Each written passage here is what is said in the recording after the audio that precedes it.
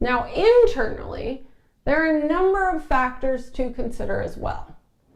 In order to achieve impact, you need effective and efficient programs, a strong board and staff, an understanding of the organization's life cycle stage, as well as the capacity to grow your operations and finances or decrease them as needed. First, start by investigating the nonprofit's programs and initiatives themselves. Look beyond the overall program description and delve right into the specifics of its activities to try to understand how its work directly impacts those it serves. Actually, directly and indirectly impacts those it serves. For example, for a nonprofit that seeks to reduce malnutrition among youth, how specifically does it accomplish this goal? Does it provide healthy meals directly to students? If so, what are those meals? What are the foods it serves? At what cost is each meal served?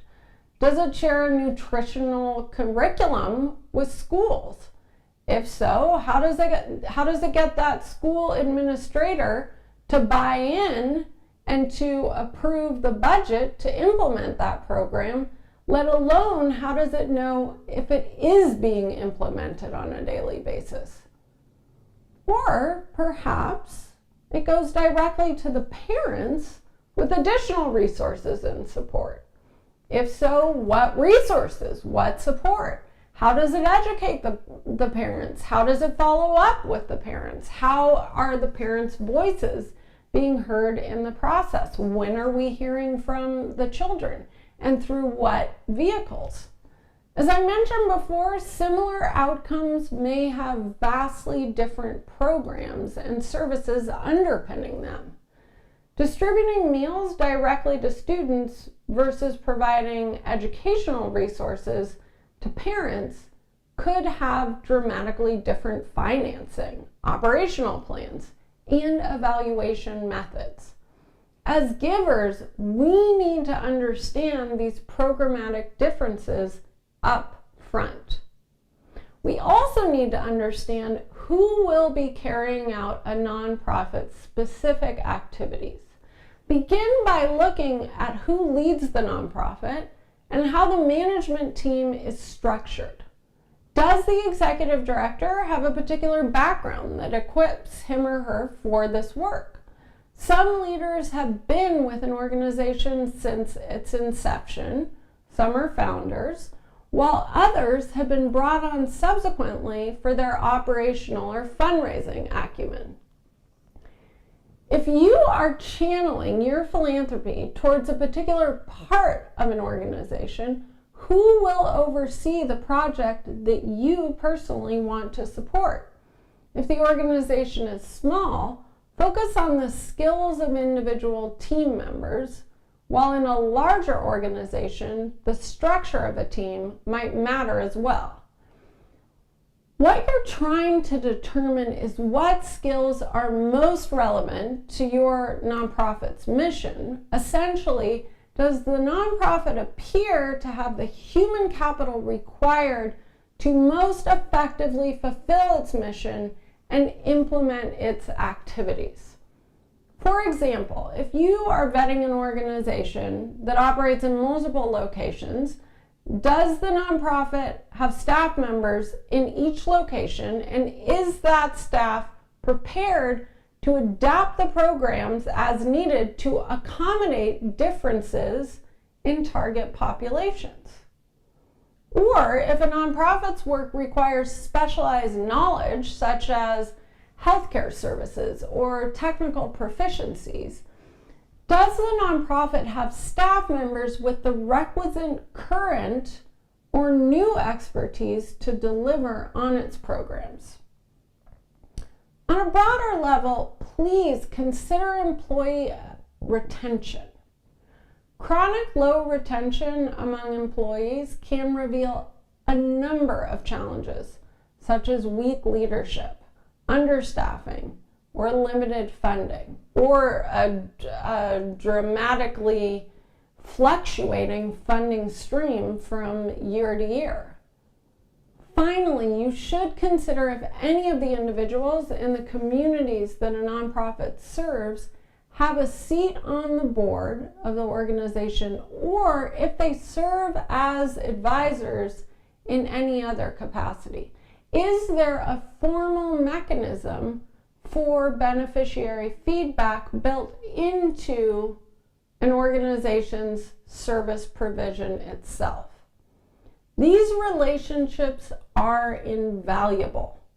Consumer empathy is ultimately what drives our success as social entrepreneurs and as philanthropists, especially if a majority of a nonprofit staff do not come from the communities that you seek to serve. As donors or as nonprofit staff members, we must respect the fact that it is the people we ultimately hope to serve who know best what they need. The work accomplished by the board leadership and staff can be supported or hindered by the life cycle stage of any nonprofit, any organization for that matter. So is this particular organization newly founded? Is it experiencing rapid growth? Is it in a period of relative stability? Is it in a period of decline? Are there any major changes planned in the near or intermediate term, or even short term? If so, how will the nonprofit know if those changes are successful, or how it will specifically impact the nonprofit's operations? Has the organization done any restructuring in the last few years to become more efficient? And if yes, what have the results been? What worked and why? What didn't work and why not? These questions will help you tease out what type of funding the organization may require. If you have a desire to fund quickly growing organizations or larger organizations that already have an established, proven model, these questions will help you identify where a great donor-donee fit might specifically lie. What is the nonprofit's track record? That is, what has it achieved thus far? What goals have not been accomplished according to its original plan? And what did it learn from these mistakes? And did it apply that learning to improve existing programs, or did it start from scratch and create new programs based on that information? While the sector changes and the needs of the people you intend to help evolve, the organization, your nonprofit, should demonstrate that they have some achievable benchmarks established to ensure that they are tracking appropriately with the latest iteration of their strategic plan. If a nonprofit is at a startup or an early stage and needs proof of concept, you may actually want to invest in the evaluation itself. It's something that I have done in the past and highly recommend. Thus, by making that type of investment, an investment in proving whether or not a model works and sharing that knowledge with others, you can potentially have an infinitely greater bang for the buck. Finally, a key strategic decision to think through is how the nonprofit expects to grow and evolve over time. While not immediately appropriate for all nonprofits, evidence that the organization is thinking about scaling to myriad other sites, new regions, or expanding its programmatic offerings, once it has achieved success at a smaller scale, of course, this shows that the organization is focused on a long-term vision of impact. The information you discover might also indicate what the nonprofit's capacity for funding may be. Perhaps they need support to launch a new program. If so, ensure they can accommodate that growth in their operations.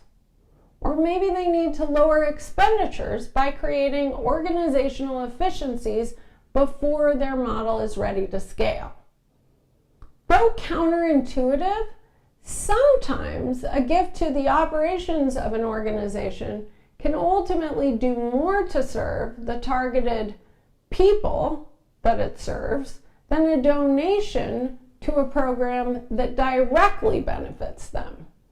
For example, contributing towards, say, the cost of a software system to streamline a nonprofit's human resource function might ultimately reduce the amount of time and money it has to spend on administrative costs, whose savings can actually be reinvested into the organization, creating greater reach or effectiveness in the programs year after year. I actually only fund operations or organizational capacity building grants because from my experience as a nonprofit founder and ED, those are often the most needed funds and the hardest to raise. In the next video, we will immerse ourselves in the finances of an organization as we begin to see how all of these pieces come together.